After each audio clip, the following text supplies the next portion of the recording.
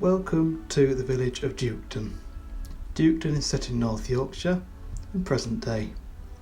It's a small village with a large tourist attraction of the local preserved railway, the Codlington Light Railway. Today we have a passenger service on a Doctor Who theme. And there's our driver now. Good morning, Colonel. You alright, Colonel? We've just come out of the pub. Yeah. Oh, got to get the train. Oh, don't feel so good. Blowing neck. Don't worry, I'll take it from here.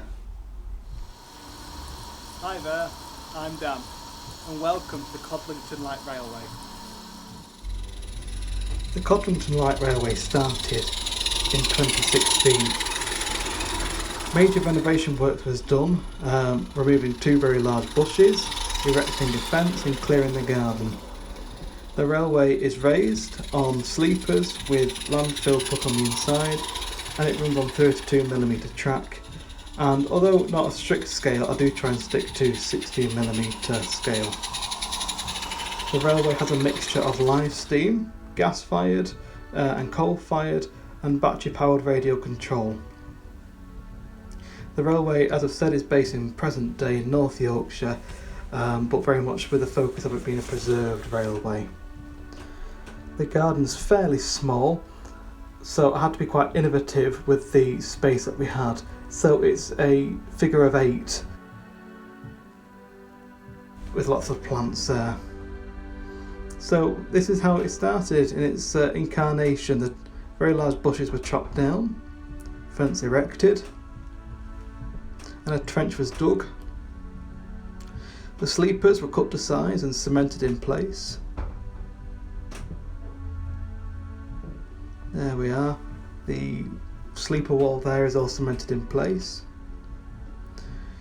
And once I had the landfill and all the kind of filling, I started to experiment with the track to see would it fit. I did lots of drawings and lots of dimensions to make sure it would fit, but I was just experimenting with how it would actually look. There we are, yours truly, very thrilled to be starting on the railway. And this was originally how it looked. The crossover between the figure of 8 has actually been removed. It became a bit of a problem point for derailments, and it was quite a challenge to get there. And there we are. The track was down, ready for the rest of the vegetation and the village. And this is what it looks like now. About 3 years ago I started planting, installed the station, and just this year I finished off the village. The village isn't quite completed yet, it needs much more detail to make it more lifelike, but certainly they're all wired up for lighting. And this battery powered Doctor Who TARDIS is there to fight the overgrown ladybug. The philosophy of the railway is not to take things too seriously. I like it to look realistic and I want it to look good, but then likewise I want it to be a bit of fun as well. I have 2 young children. I'm a little bit, I don't really ribbit count myself, so for me it's important to have a bit of fun element as well and for it to be played with. So the live steam are manual control. With it being a raised railway and very flat, I'm able to get away with manual control. And just by preference, the battery powered locos are run through the Deltang 22 system, where you can control up to 12 locomotives with one controller. So all the battery locos are controlled from the one controller.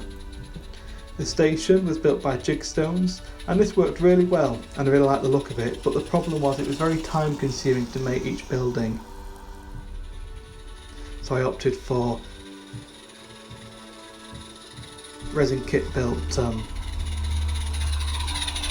buildings instead.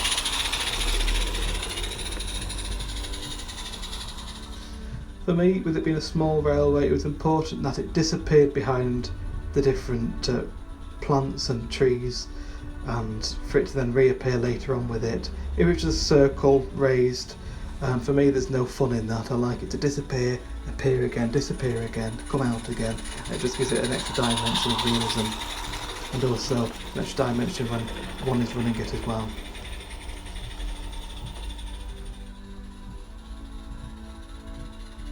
For me, lighting was important so all the street lamps work, all the buildings go light up, so that in the evening or winter months the railway has another life of its own as well. It isn't being run at that time, but it's really nice to look out the window, look at it all lit up, and look at how nice it looks.